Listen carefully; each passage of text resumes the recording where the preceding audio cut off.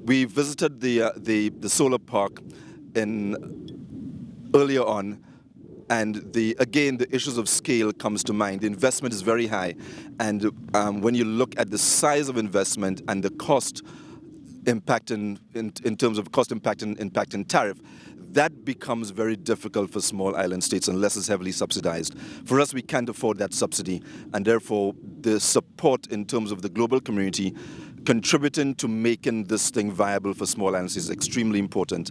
We need to become, for us as small island, and the same thing applies to come in here to seeing this wind power facility.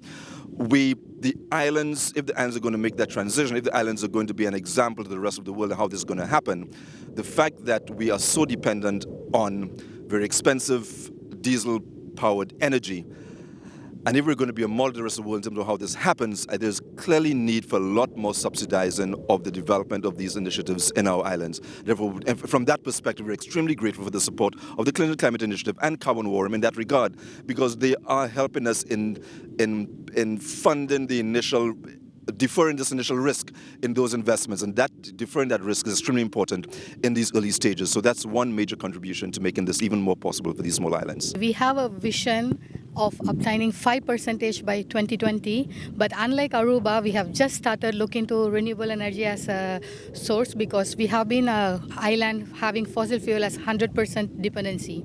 So we are just started to move towards renewable energy, and also in the market we don't want to rely only on renewable energy. We also want to make our energy efficiency more popular, so that we can have a balanced nature of energy efficiency and renewable energy in the future.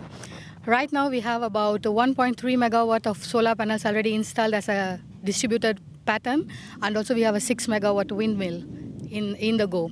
Also, in order to achieve the Vision 2020 of obtaining 5% in 2020, we are working on different projects by having new standards and labels for energy efficient products in the country, and by going democratization of PV panels in the country, having collective farm, and having rebate schemes to incentivize people who go for solar, and commercial sector, concentrating on the commercial sector to make them go for more renewable energy, all these things. I think there's a lot that can be taken from this experience and applied in the Turks and Caicos, even though that the demand is significantly smaller than in Aruba.